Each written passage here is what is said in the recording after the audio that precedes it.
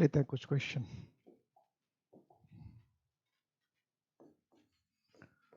The three first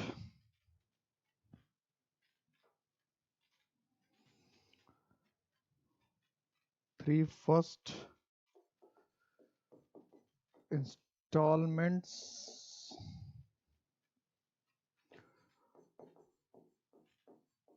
of the rent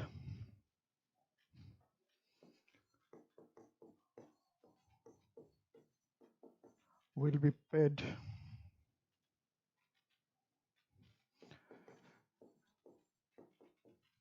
in advance.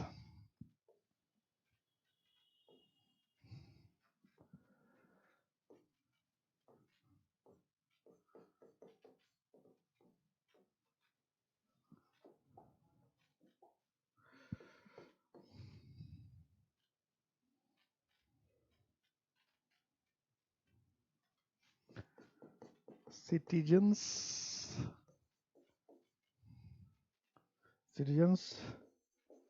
needed to know that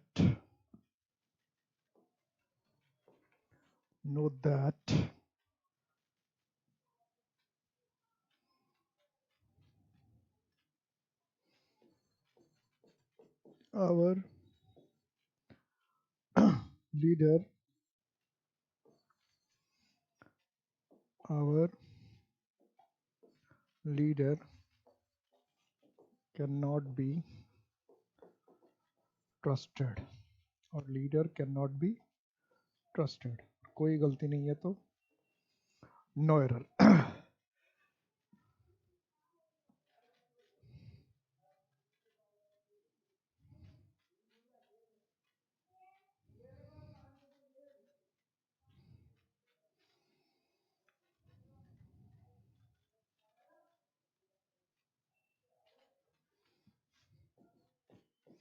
ये question जरा देखिएगा, इस question को मैंने पहले पूछा है क्या। द लॉयंस किल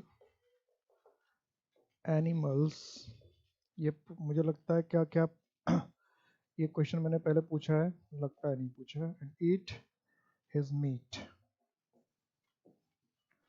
ये क्वेश्चन मैंने पहले पूछा है क्या। लास्ट वाला क्वेश्चन देख लीजिएगा, क्या पहले पूछा है एडजेक्टिव में। अगर पूछा होगा तो दूसरा क्वेश्चन लूंगा। पूछा क्या है ये पहले। फर्स्ट का ये, the three first installments of the rent will be paid in advance. Citizens needed to know that our leader cannot be trusted. Our leaders cannot be trusted. The lions kill animals and eat his meat. The lion kill animals and eat his meat. One का तो ए हो गया, और दूसरे का बताइए, दूसरा और तीसरा का बताइए।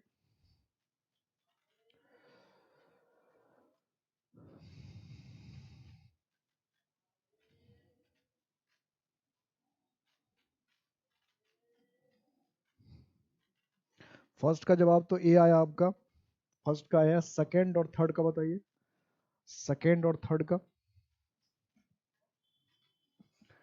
टू का बी आया, ओके, टू का बी सही है। और थ्री का,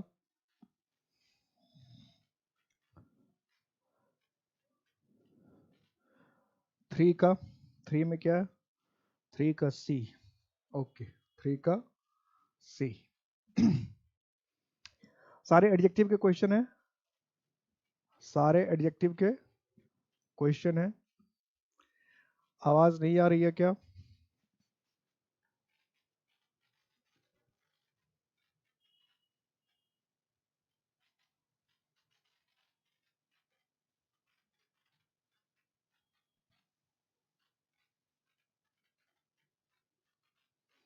आवाज नहीं आ रही है क्या।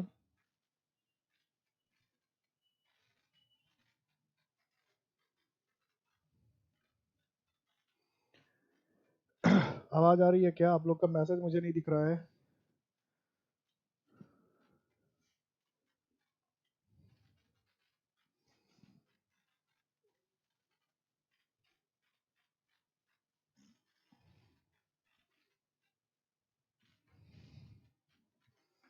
आवाज नहीं यार, क्या? 1 मिनट वेट कीजिएगा, 1 मिनट।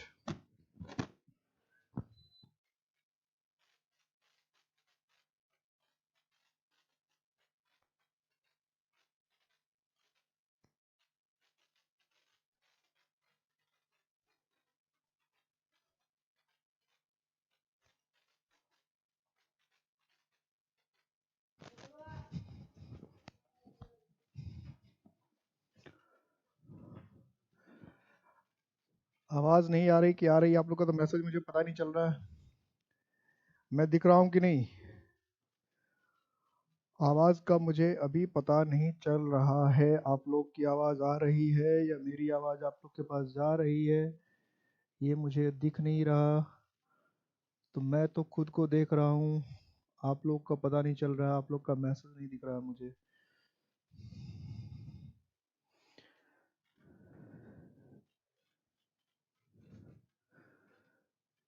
आप लोग का नहीं दिख रहा है मुझे, कुछ पता तो नहीं चल रहा।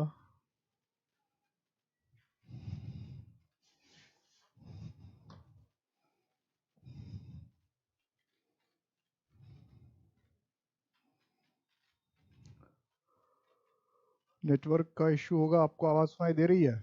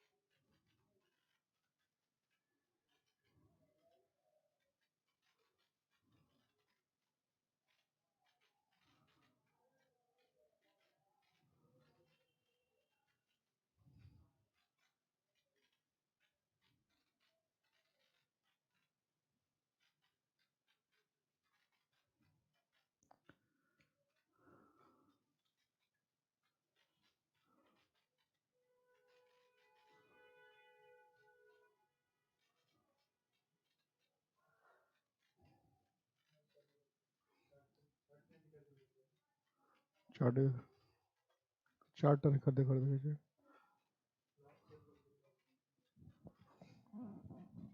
तो आप लोग का मुझे मैसेज दिख नहीं रहा था, इसलिए मैं चुप था अभी। तो मैं सारा क्वेश्चंस का सॉल्व कर दे रहा हूँ, और कोई दिक्कत हो तो दिखिएगा। आप लोग का मैसेज मुझे मतलब चैट दिखाई नहीं पड़ रहा था, उस कुछ प्रॉब्लम रही होगी, जो भी रहा होगा। सिटीजन्स नीडेड टू नो, देख रहे हैं उस पर लोग वर्क कर रहे हैं। Citizens needed to know that, इन पहले में क्या है, फर्स्ट में क्या एरर है कि the three first installments, three first installment, तो इसमें क्या है कि दो तरह का एडजेक्टिव है, नंबर बताने वाला एडजेक्टिव है और ये ऑर्डर बताने वाला एडजेक्टिव। इस दोनों में क्या होता है कि पहले ये होना चाहिए, बाद में ये होना। तो फर्स्ट थ्री, पहले ये आएगा, अभी आने वाला है एडजेक्टिव में। तो फर्स्ट थ्री क्या होता है? First three, first three. Second में जवाब दिया था आप लोगों ने बी, सेकंड में जवाब दिया था B. Citizen needed to know that our leader can not be trusted. तो सिटीजन्स, सिटीजन्स कि लोगों को जानना चाहिए कि हमारा नेता, तो सिटीजन्स के लिए हमारा कैसे होगा? सिटीजन्स के लिए उसका अपना होगा ना, सिटीजन्स के लिए उसका अपना नेता होगा। तो जब हम उसके अपने नेता की बात करेंगे तो सिटीजन्स के लिए देयर आना चाहिए ना, कि देयर लीडर। सिटीजन्स को ये जानना चाहिए, समझना चाहिए कि उनके नेता जो है ट्रस्ट वर्दी नहीं है। तो सिटीजन्स की बात कर रहे हैं, तो सिटीजन्स की बात कर रहे हैं तो फिर क्या होगा? देयर होना चाहिए। सिटीजन्स की बात करें तो क्या होना चाहिए? देयर होना चाहिए। तो ये हो जाएगा their leader, their leader. Citizens needed to know that their leader can not be trusted. तो सिटीजन्स के लिए आवर कैसे आएगा? सिटीजन्स के लिए तो देयर आएगा। वी के लिए आवर होता है ना, वी के लिए तो वी तो सब्जेक्ट है नहीं, यहाँ तो सिटीजन सब्जेक्ट है। सिटीजन से तो क्या होना चाहिए? देयर।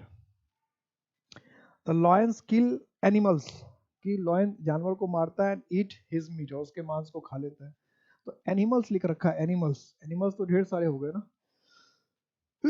तो फिर हीज कैसे होगा? देयर होगा। पोसेसिव एडजेक्टिव की बात हुई थी पिछली क्लास में, हमने किया था कि हीज है, देयर है, आवर है, माय है, योर है, इट्स है, ये सब क्या है? पोसेसिव एडजेक्टिव है। तो अगर पोसेसिव एडजेक्टिव है तो एनिमल्स के लिए तो हीज आएगा नहीं, एनिमल्स प्लूरल है तो प्लूरल की तो देयर आना चाहिए। ठीक है, ये बातें थी, ये कहानी थी। तो अब इससे आगे की बात करते हैं हम लोग, इससे आगे की बात कर रहे हैं हम लोग।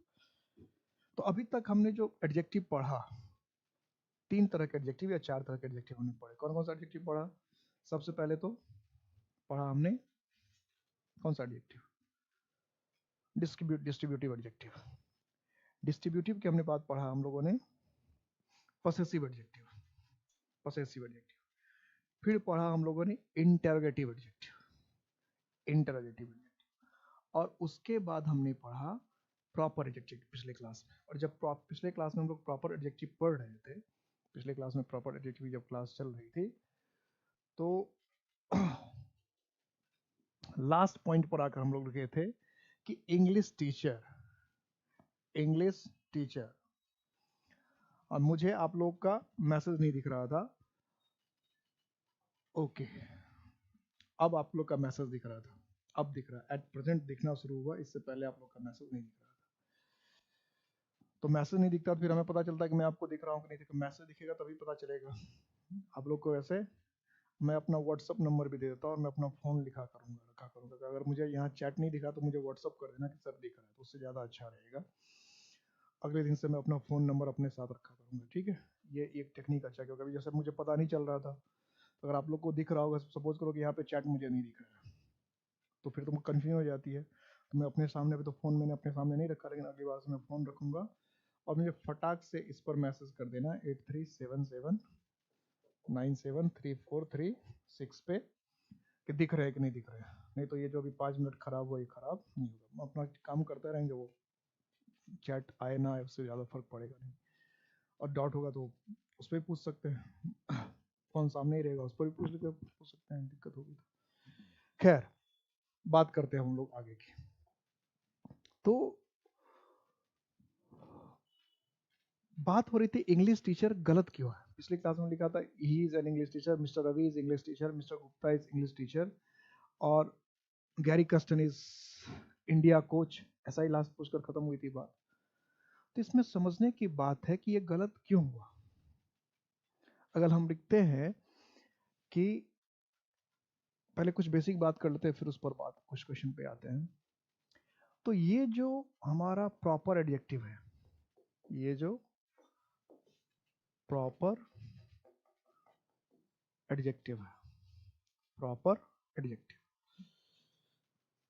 प्रॉपर एडजेक्टिव जो है, इसके साथ कभी कभी आर्टिकल यूज हो जाता है। प्रॉपर एडजेक्टिव के साथ आर्टिकल्स का यूज कर लेते हैं, और प्रॉपर एडजेक्टिव को हम लोग प्लूरल भी बना लेते हैं। ये इसकी खासियत है। क्यों बनाते हैं जरा इसको समझिए। जैसे हम कहते हैं आई एम एन इंडियन, तो आई एम एन इंडियन जब कहते हैं तो ये भारतीय नागरिक होने की बात करता है। किसकी बात करता है? भारतीय नागरिक होने की बात करता है।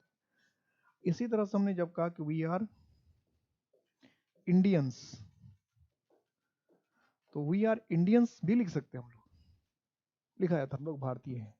तो प्रॉपर एडजेक्टिव जो है नागरिकता, खास करके सिटीजनशिप बताने के लिए, या जब सिर्फ सिटीजनशिप बताना हमारा मकसद होता है, सिर्फ हमारा सिटीजनशिप बताना मकसद होता है, तो ऐसे कंडीशन में ये जो प्रॉपर एडजेक्टिव है ये आर्टिकल भी ले लेता है और प्लूरल भी होता है। तो वी आर इंडियंस कहने का मतलब है हम सभी भारतीय हैं।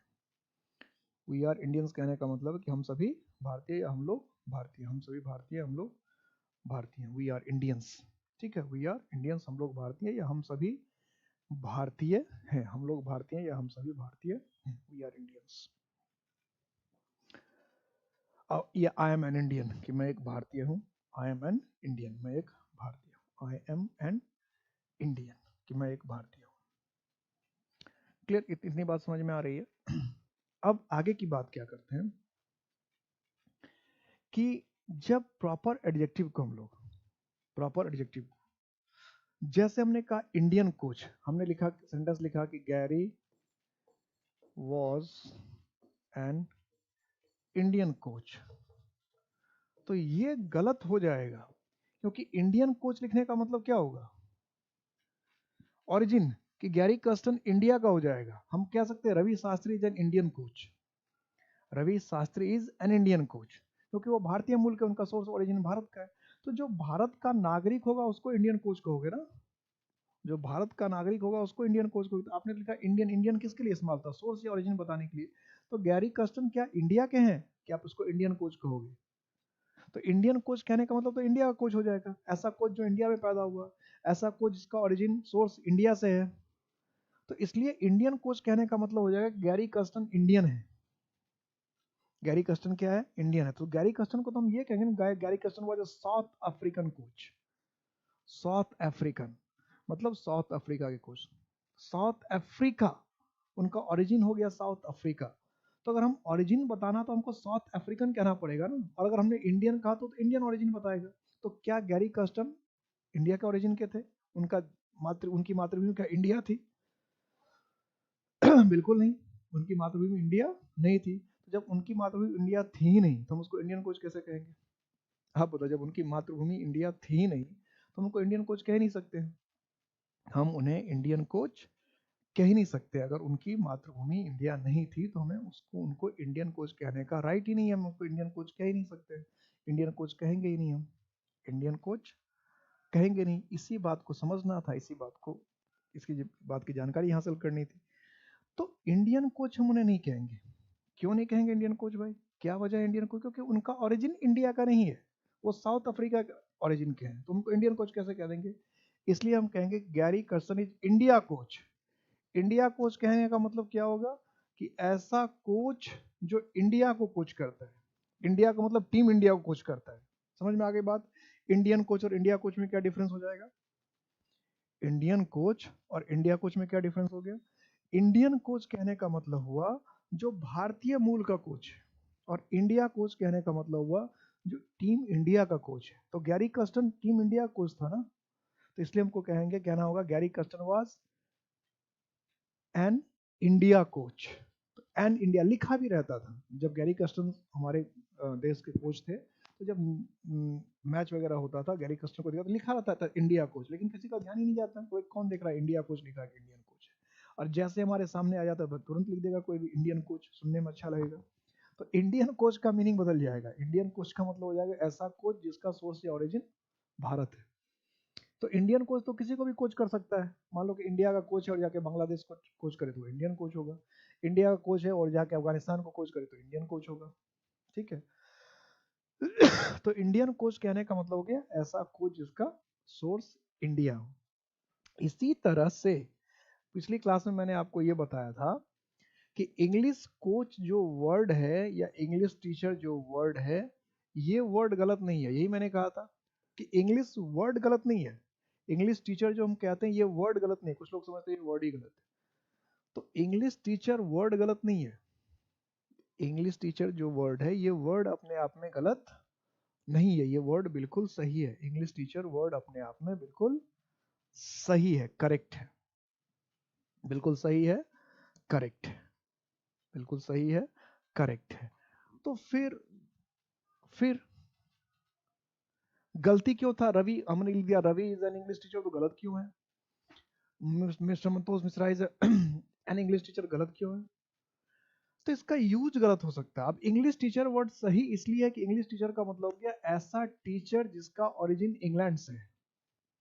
यानी जो अंग्रेज शिक्षक है, अंग्रेज जो शिक्षक भले ज्योग्राफी पढ़ा रहा हो, भले हिस्ट्री पढ़ा रहा हो, भले मैथमेटिक्स पढ़ा रहा हो, लेकिन जिसका ओरिजिन इंग्लैंड से है, जो इंग्लैंड से संबंधित है, जो इंग्लैंड का है, उसको हम इंग्लिश टीचर कहेंगे। तो इंग्लिश टीचर कहने का मतलब हुआ ऐसा शिक्षक जो अंग्रेज है।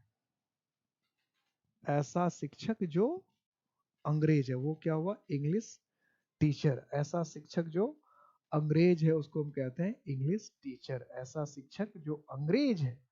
तो आपने लिखा था रवि, तो रवि अंग्रेज कैसे होगा? नाम से पता चल रहा है इंडियन है। राम नाम से पता चल जाना रवि। तो रवि को कैसे लिख देगा आप इंग्लिश? मैं अपने आप को कैसे लिख दूंगा? English teacher. तो कोई भी अगर इंग्लिश 10 साल से पढ़ा रहा और अपने आप के साथ लिख देगा I am N English teacher, तो ये गलत होता है। इसलिए देखिएगा इंडियन नाम देकर आपको इंग्लिश टीचर पूछेगा, लिख देगा mister Ravi Kumar Verma is an English teacher, mister Mantosh Mishra is an English teacher. तो भाई नाम से पता चला मंतोष मिश्रा इंडियन नाम है, तो इंग्लिश टीचर कैसे हो गए? अगर माइकल फरेरा हो या फिर जॉन फर्नांडिस हो या कुछ इस तरह का नाम हो तो उसको हम इंग्लिश टीचर कहेंगे तो चलेगा, फिर जैसे लगे कि पता चले कि क्रिश्चियन है। ठीक है। तो आपको ये ध्यान रखना है कि इंग्लिश टीचर क्या, पहले तो उसका मीनिंग लिख लीजिए। इंग्लिश टीचर का मतलब हो गया अंग्रेज शिक्षक। इंग्लिश टीचर का क्या मतलब हो गया? अंग्रेज शिक्षक। जैसे हम कहते हैं इंग्लिश प्लेयर, तो इंग्लिश प्लेयर कहने का मतलब क्या हो जाएगा? अंग्रेज खिलाड़ी, यानी ऐसा खिलाड़ी जो अंग्रेज है। हम कह रहे हैं इंग्लिश सिंगर, तो इंग्लिश सिंगर का मतलब ये नहीं होगा कि अंग्रेजी गाने वाला, अंग्रेजी में गाना गाने वाला, उसको इंग्लिश सिंगर नहीं कहें। इंग्लिश सिंगर कहने का मतलब हो गया कि ऐसा सिंगर, एक ऐसा गायक जो अंग्रेज हो। ठीक है। तो अब अगर हमें यह कहना है कि ऐसा व्यक्ति जो पढ़ाता इंग्लिश हो, ऐसा व्यक्ति जो पढ़ाता इंग्लिश हो, चाहे वो हो किसी देश का, लेकिन पढ़ाता इंग्लिश, जो इंग्लिश का शिक्षक है, तो उसको क्या कहेंगे? तो उसको हम लोग कहेंगे अ टीचर ऑफ इंग्लिश। समझ में आ गई बात? अ टीचर ऑफ इंग्लिश कहने का मतलब होगा ऐसा व्यक्ति जो पढ़ाता इंग्लिश है। हम कहते हैं चाइनीज टीचर, तो चाइनीज टीचर का मतलब हो गया चीन का शिक्षक, चीनी शिक्षक, ऐसा शिक्षक जो चाइना का हो, पढ़ाता हुआ कुछ भी हो। और अगर हमें कहना चाहता ऐसा शिक्षक जो चाइनीज लैंग्वेज पढ़ाता है, तो उसको क्या कहेंगे? Teacher of Chinese. A teacher of Chinese कहेंगे, इसका मतलब क्या होगा? चाइनीज पढ़ाने वाला शिक्षक, ऐसा व्यक्ति जो चाइनीज पढ़ाता है। समझ में? चाइनीज टीचर का मतलब वो ऐसा टीचर जो चाइना का है। और टीचर ऑफ चाइनीज कहने का मतलब हो जाएगा चाइनीज पढ़ाने वाला शिक्षक। टीचर ऑफ चाइनीज का मतलब क्या हो जाएगा? चाइनीज पढ़ाने वाला शिक्षक, चाइनीज पढ़ाने वाला शिक्षक। ठीक है, ऐसा शिक्षक जो चाइनीज पढ़ाता है। तो इंग्लिश टीचर और चाइनीज टीचर में डिफरेंस हो गया। ठीक है, इंग्लिश टीचर और टीचर ऑफ इंग्लिश में डिफरेंस हो गया, चाइनीज टीचर और टीचर ऑफ चाइनीज में डिफरेंस हो गया। समझ में आ गई बात? तो हम एक बिहारी टीचर कहेंगे, इसका मतलब ऐसा टीचर जो बिहार का है। हरियाणवी टीचर कह रहे हैं, इसका मतलब क्या? ऐसा टीचर जो हरियाणा का है। एक पंजाबी टीचर कहने का मतलब ऐसा टीचर जो पंजाब का है। एक उत्तराखंडी टीचर कह रहे हैं, इसका मतलब ऐसा टीचर जो उत्तराखंड का है। एक बंगाली टीचर, इसका मतलब जो बंगाल का है। एक तमिल टीचर, इसका मतलब जैसे तमिलनाडु का है। समझ में आ रही बात? ये चीज हम लोग भूल जाते थे। अब इसमें एक क्वेश्चन और अच्छा बनता है। जैसे हमने कहा, मैं अपने लिए बात करूंगा तो मैं क्या बात कहूंगा? I am a Bihari teacher of English. Mukherjee Nagar में तो सारे वही है। मुखरीनगर में मैथमेटिक्स और इंग्लिश के सारे टीचर आपको बिहार के ही मिलेंगे। खैर, तो a teacher of Chinese, I am a Bihari teacher of English. तो Bihari teacher of English, I am a Bihari teacher of English. आपका इंग्लिश पढ़ाना शुरू कर दिया, आप लिखिए I am Haryanvi teacher of English, I am Haryanvi teacher of mathematics, he is a Haryanvi teacher of geography. कोई भी लिखे, कोई दिक्कत नहीं। अब अगला सवाल ये उठता है, अब समझ में आ गया ना? कोई अगर लिखता है Mantosh Mishra is an English teacher, तो ये गलत है। उसको क्या लिखना पड़ेगा? Mantosh Mishra is a teacher of English, क्योंकि मंतोष मिश्रा अंग्रेज नहीं है। ठीक है। Ravi Kumar is an English teacher, तो गलत है। क्या लिखना पड़ेगा? Ravi Kumar is a teacher of English. क्या करना पड़ेगा? कि रवि, नाम से ही पता चल रहा है, Ravi is a teacher of English. ठीक है, क्या लिखना पड़ेगा? Ravi is a teacher of English. Ravi is an English teacher लिखने की जरूरत नहीं है। अब अगला सवाल फिर लोग पूछते हैं कि फिर तो साइंस टीचर भी गलत है क्या? मैथमेटिक्स टीचर भी गलत है क्या?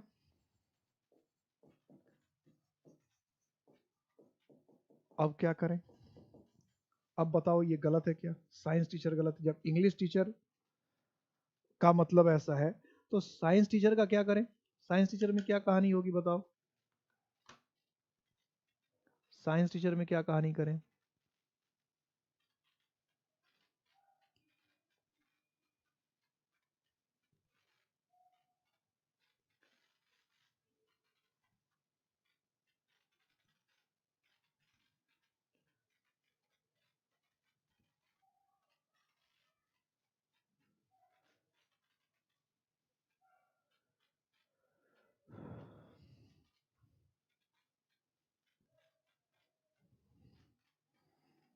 क्या करें फिर? साइंस टीचर क्या होगा?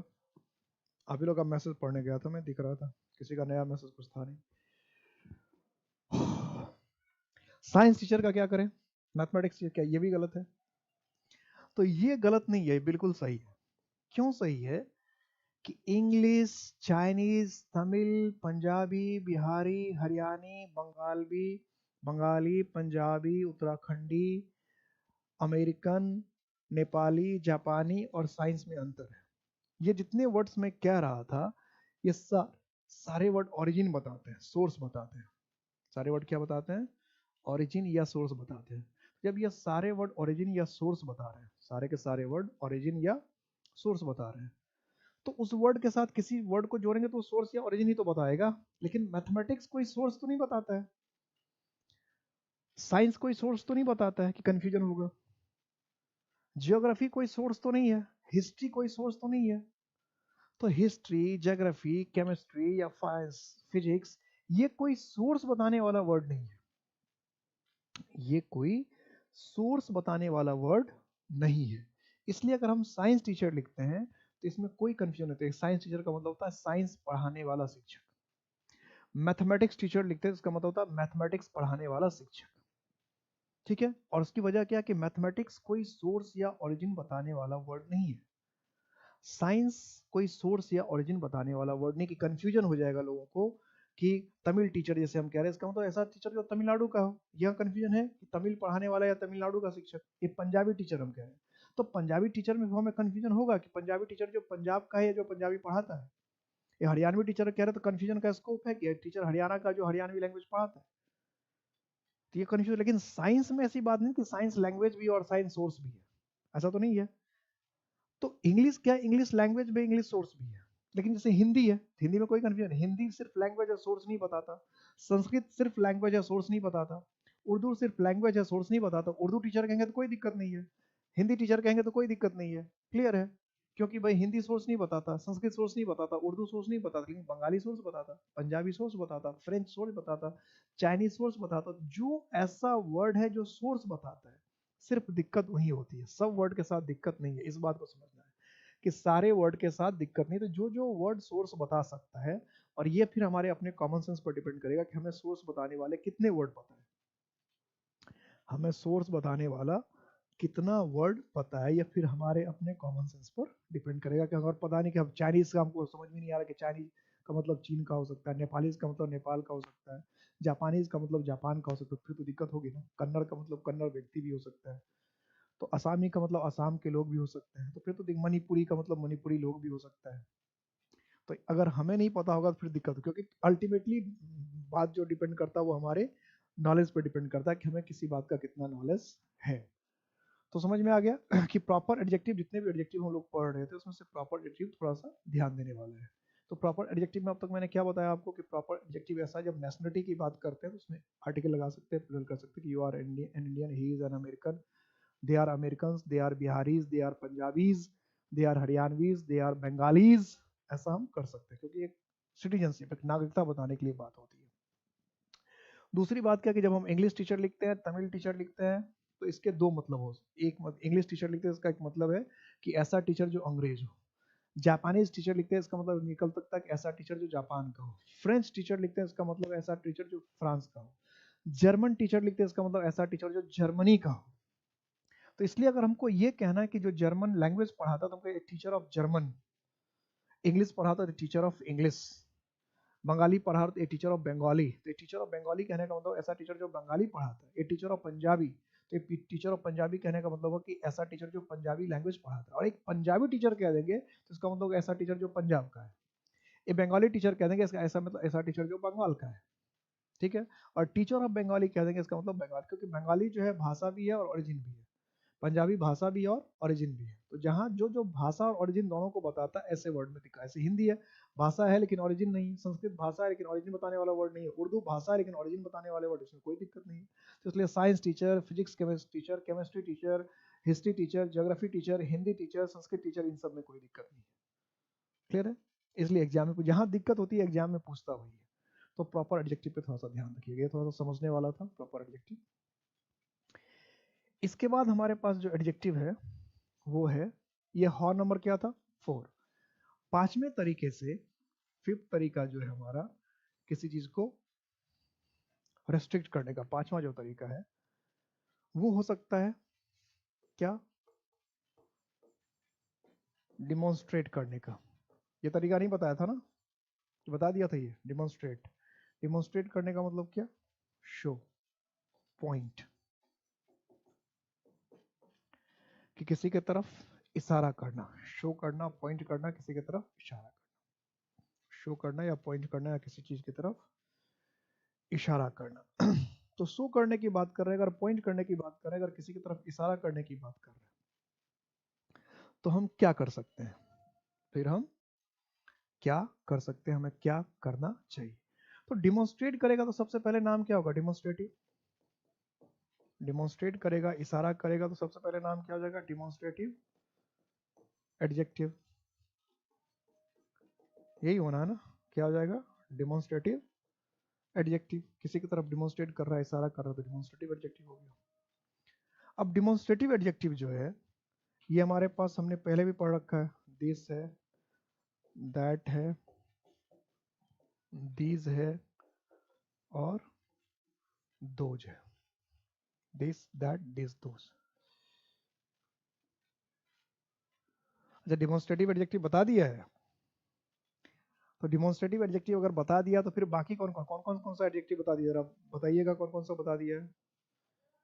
ये बता देगा, लिखवा दिया डिमॉन्स्ट्रेटिव एडजेक्टिव। एक तो हो गया, मैं लिख रहा हूँ, बताते जाइएगा। डिस्क्रिप्टिव, एक ये हो गया, एक हो गया इंटेरोगेटिव, एक करवा दिया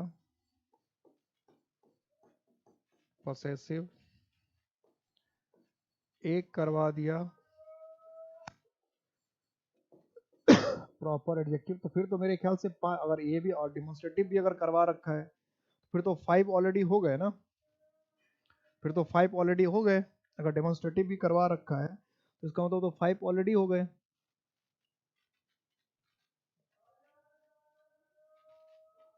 है ना? फिर तो 5 ऑलरेडी हो जाएंगे ना।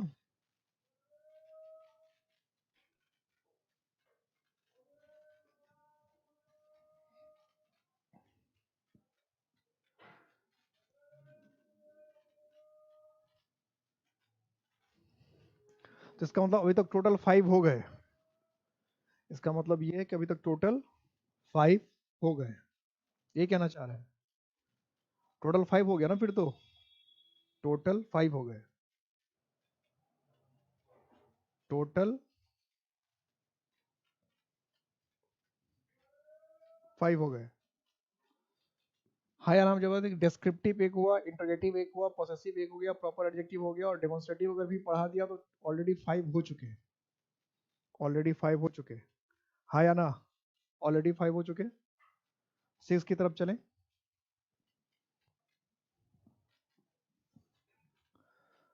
ऑलरेडी 5 एडजेक्टिव हो गए हैं। जवाब दे दीजिए फटाफट। डिमॉन्स्ट्रेटिव, अब प्रोनाउन में पढ़ाया था कि मुझे अब ध्यान नहीं है इसमें, कि अब पता चले डिमॉन्स्ट्रेटिव प्रोनाउन में पढ़ा रखा था।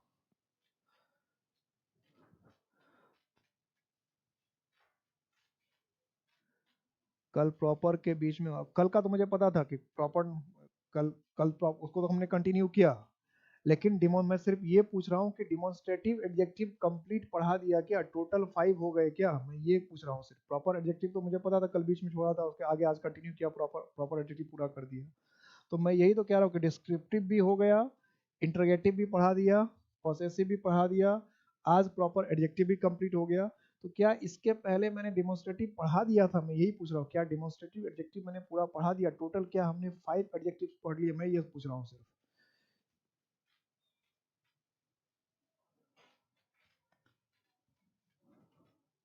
तो क्या प्रॉपर एडजेक्टिव फिफ्थ था? प्रॉपर एडजेक्टिव से पहले हमने डिमॉन्स्ट्रेटिव एडजेक्टिव आपको पढ़ा दिया? सिर्फ मैं इतना ही पूछ रहा हूँ और कुछ नहीं पूछ रहा हूँ। क्या प्रॉपर एडजेक्टिव शुरू करने से पहले हमने डिमॉन्स्ट्रेटिव पढ़ा दिया था? यानी प्रॉपर एडजेक्टिव जो था वो फिफ्थ था, पांचवा था? मैं ये जानना चाह रहा हूँ बस, और कुछ नहीं। कि प्रॉपर एडजेक्टिव जो था वो क्या फिफ्थ एडजेक्टिव था? सिर्फ इतनी बात कीजिए कि प्रॉपर एडजेक्टिव क्या फिफ्थ एडजेक्टिव था? प्रॉपर एडजेक्टिव क्या फिफ्थ एडजेक्टिव था? प्रॉपर एडजेक्टिव फिफ्थ एडजेक्टिव था क्या?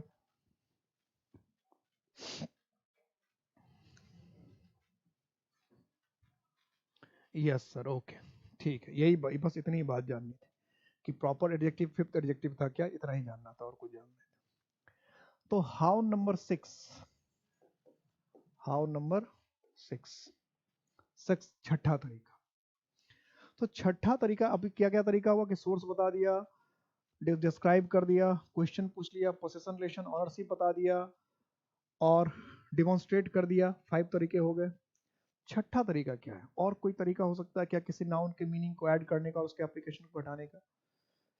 किसी नाउन के मीनिंग में ऐड करना और उसके एप्लीकेशन को घटाना, क्या इसके और भी कोई तरीके हैं? कोई और भी बात हो सकती है क्या? तो इसके और भी तरीके हैं, और एक तरीका और क्या है, तो वो तरीका है डिस्ट्रीब्यूट।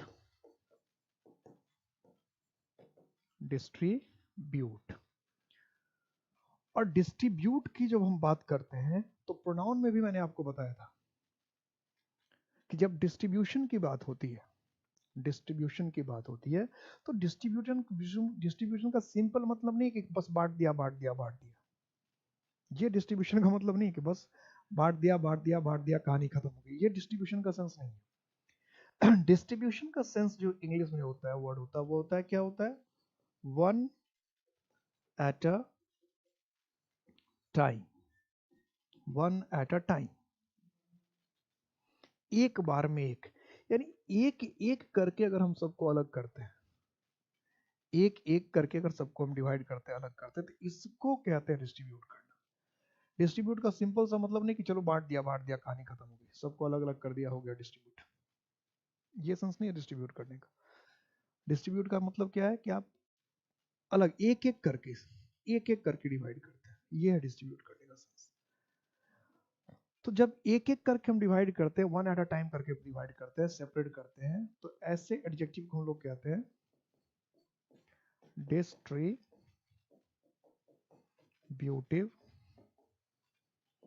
एडजेक्टिव। क्या कहते हैं इसको? Distributive adjective, distributive adjective. तो अब डिस्ट्रीब्यूटिव एडजेक्टिव है कौन कौन से? डिस्ट्रीब्यूटिव एडजेक्टिव है कौन कौन से, जरा इसकी हम लोग बात करते हैं कि डिस्ट्रीब्यूटिव एडजेक्टिव है कौन कौन से। तो डिस्ट्रीब्यूटिव एडजेक्टिव हमारे पास ईच है, एवरी है, आइदर है और नाइदर है। ईच है, एवरी है, आइदर है और नाइदर है। इसमें अगर आप गौर करेंगे तो एक वर्ड आप ऐसा देखेंगे जो आपको प्रोनाउन में नहीं था, एक वर्ड आप ऐसा देखेंगे जो आपको प्रोनाउन में नहीं मिलेगा। बताइए कौन सा वर्ड है जो कि प्रोनाउन में नहीं मिलेगा? कौन सा ऐसा वर्ड है जो आपको प्रोनाउन में नहीं था? कौन सा ऐसा वर्ड था जो प्रोनाउन में नहीं था? बताओ कौन सा ऐसा वर्ड था जो प्रोनाउन में नहीं था? समझ में आ रहा है सबको मैं क्या क्वेश्चन पूछ रहा हूं? कि मैंने डिस्ट्रीब्यूटिव प्रोनाउन भी पढ़ाया था और डिस्ट्रीब्यूटिव एडजेक्टिव भी पढ़ाया। डिस्ट्रीब्यूटिव प्रोनाउन का भी लिस्ट लिखा था और डिस्ट्रीब्यूटिव एडजेक्टिव का भी लिस्ट लिखा था। तो गौर करेंगे आप तो ये एवरी वर्ड जो था ये डिस्ट्रीब्यूटिव प्रोनाउन में नहीं था। एवरी वर्ड जो था डिस्ट्रीब्यूटिव प्रोनाउन में नहीं था। तो डिस्ट्रीब्यूटिव एडजेक्टिव की बात करें तो ईच है, एवरी है, आइदर है, नाइदर है, ये 4 वर्ड है। और एवरी जो था वो डिस्ट्रीब्यूटिव प्रोनाउन में नहीं था। तो सबसे पहली बात तो अब यही क्वेश्चन आएगा, हाँ बिल्कुल सही जवाब है, एवरी नहीं था। तो इससे इसका क्या कंक्लूजन कि एवरी अगर डिस्ट्रीब्यूटिव प्रोनाउन में नहीं था तो इसका क्या मतलब होगा, पहले तो ये समझना है। दूसरी बात, क्या ईच, आइदर और नाइदर डिस्ट्रीब्यूटिव क्या सेम वही यूज है कि यूज में कुछ डिफरेंस है? ये समझना पड़ेगा कि सेम वैसा ही यूज है कि ईच, आइदर और नाइदर का जैसा यूज हमने प्रोनाउन में किया हूबहू वही यूज है कि उससे डिफरेंट यूज है। और एक सवाल फिर और आएगा कि ईच और एवरी में कोई डिफरेंस है क्या?